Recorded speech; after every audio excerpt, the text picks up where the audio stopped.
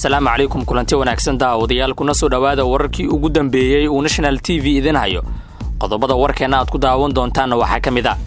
madaxweyne Farmaajo iyo wafdi uu hogaaminayo oo gaaray magaalada Dooxa ee dalka Qatar sidee loo soo dhaweeyay wafdiga madaxweyne Farmaajo Villa Soomaaliya oo war ka soo saartay iyo xogta safarkiisa ayaa daawan doontaan Mareykanka oo cunaqabateen adag saaray laba madaxweyne dawlad goboleed oo lagu eedeeyay in ay halis ku yihiin doorashada ka socota dalka haddaba waa kuwa madaxweynayaashaasi warar ayaan idin kaga hayaa sidoo kale waxaad warkeena ku daawan doontaan Mareykanka oo gaaray go'aan culus oo ka dhan ah Ruushka iyo cabsi dagaal oo dunida ka jirta sidoo kale diyaarad uu Ruushka leeyahay ayaa la soo riday wararkii ugu dambeeyay dagaalka Ukraine ayaan eegi doonaa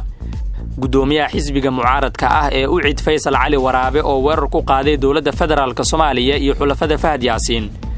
qodobadaasi iyo kuwa kale ayaan faahfaahin doonaa waa habeen sabti ah axad ayaa soo galaysa 5 Maarch sanadka 2022 fadlan daawade hadaad nagu cusub tahay subscribe saar kanaalkeena kadibna furo gambaleelka si wararkan halkan soo dhigno aad u hesho hadaad aragtidaada noo reebto waan kaaga mahad celinayaa u diyaar garoow faahfaahinta wararkaasi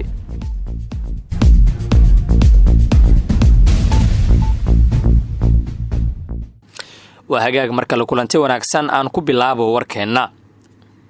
madaxweynaha dawladda federaalka Soomaaliya mudane Maxamed Cabdullaahi Farmaajo iyo wafdi uu hogaaminayo ayaa gaaray magaalada Dooxa ee dalka Qatar halkaasi oo uu ku tagay safar shaqo oo 2 maalmood ah sida lagu shaaciyay qoraal ka soo baxay madaxtooyada Soomaaliya wafdiga madaxweyne Farmaajo ayaa si weyn loogu soo dhaweeyay dalka Qatar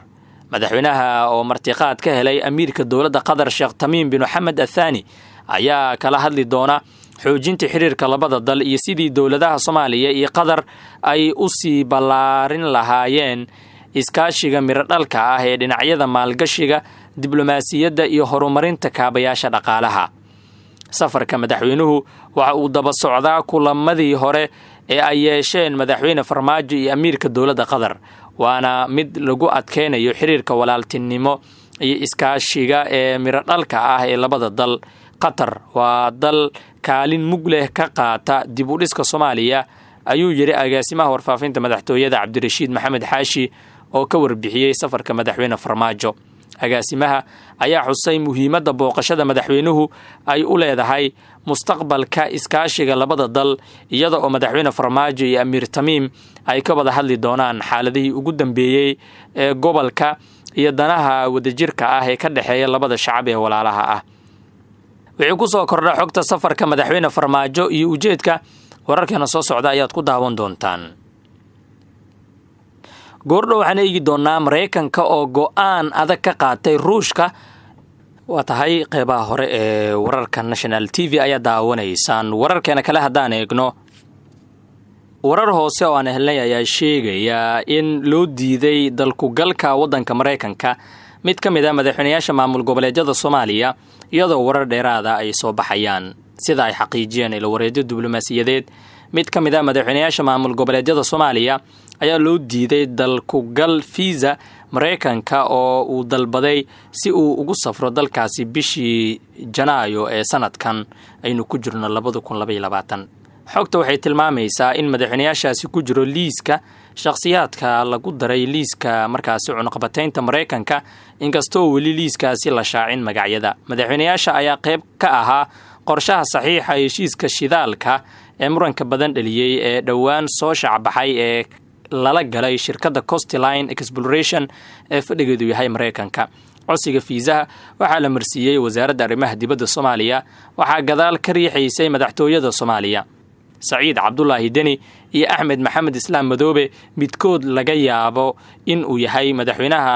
la hor istaagay xogta shakhsiyaadka laga soo xigtay ayaa diiday inay magacaabaan madaxweynahaasi liiska ku dhawaad 50 ilaa 60 qof oo Soomaali ah ayaa ka soo muuqan doona xayiraadda fiisaha Mareykanka kuwaas oo doorashada golaha shacabka markay soo dhamaato la soo bandhigayo magacyada dadka la cunaqabateynayo si aad u hesho warar sugan oo xaqiiqo ah subscribe saar National TV kadibna furo gambaleelka si wararka aan halkan soo dhigno aad u hesho hadaad aragtidaada noo reebto waan kaaga mahad celinayaa markana xogayaha arrimaha dibadda Mareykanka Antonio Blinken ayaa mar kale ka dhawaajiyay taaka kasta oo kamid ah wadamada xubnaha ka ah NATO inuu Mareykanka difaacayo Blinken ayaa hadalkaasi ka sheegay xilli uu booqanayay waddanka Poland. Antony Blinken wuxuu sheegay Poland inay jawaab wanaagsan ka bixisay dagaalka Ukraine iyada oo Kiev arrimaha sirdoonka gacan ka siiyay isla markaana taageertay cunqabateynta la saaray Ruushka. wuxuuna Blinken intaa ku daray Mareykanka inuu gargaar bini'aadanimo u fidinayo Poland iyo wadamada kale ee ay qaxootiga ku soo markaasi jabeen. Blinken oo shir jaraa'id ku qabtay Razes Zow ee dalka Poland wuxuu sheegay Mareykanka iyo Poland inay isku garabsanayaan taageerada Ukraine. Mareykankana uu diyaar u yahay inuu difaaco taako ka mid ah dhulka wadamada NATO haddii uu Ruushka ku soo xadgudbo. dhinaca kale wararkii ugu dambeeyay dagaalka Ruushka iyo Ukraine haddaan eego. duulaanka uu Ruushka ku qaaday Ukraine ayaa galay maalintii 10aad. magaalooyin dhowr ah oo ka tirsan Ukraine waxa ka socda duqeymo iyo gantaalo lagu garaacayo halkaasi. wararka waxay sheegayaan in meelaha qaar uu ka socdo dagaal foolka fool ah oo u dhaxeeya ciidamada Ruushka iyo kuwa Ukraine. Ruushka iyo Ukraine waxay ku heshiiyeen xabad joojin ku meel gaar ah oo looga dhawaaqay magaalooyinka Mariupol iyo Volnovakha. muuqaal ay baahiyeen ciidamada Ukraine ayaa muujinaya diyaarad uu leeyahay Ruushka oo ku dhacday gudaha Ukraine. dhanka kale tani markii uu Ruushka ku duulay Ukraine arinta si weyn loo falanqeeyay ayaa ah in aan la isku markaasi babac dhigi karin ciidamada Ukraine iyo kuwa Ruushka maadaama Ruushku uu haysto ciidamo aad u tiro badan marka loo barbar dhigo kuwa Ukraine. wasiirka gaashaandhigga Ukraine Oleski ayaa sheegay in ka badan 66,000 qof oo u dhashay Ukraine oo ku sugnaa dalalka dibadda inay dib ugu soo laabteen dalka si ay u difaacaan Ukraine. gabagabada wararkeena ayaan soo gaarnay. ugu dambeyn haddaan eego gudoomiyaha xisbiga mucaaradka ah ee UCID Faysal Cali Waraabe oo markii u horeysay ka hadlay falcelinta baraha bulshada ee gabadha sheegtay in loo diiday kaarka dhalashada Somaliland ayaa isbarbardhig yaab leh ku sameeyay waxa ka socda Soomaaliya iyo Somaliland. Faysal Cali Waraabe ayaa ugu horeyntii sheegay in Somaliland ay noqotay meel markasta oo wax yari ka dhacaan ay Soomaalida baraha bulshada isticmaasha aad ugu mashquusho halka kuwa Soomaaliya ka dhaca aysan muuqan. gudoomiye Faysal ayaa tusaale u soo qaatay kiiska Ikraan Tahliil oo uu sheegay in aan la aqoon meel ay ku dambayso halka kuwii loo haystay oo uu ka mid yahay Faad Yaasiin ay Soomaaliya u dalacsiisay darajada xildhibaannimo.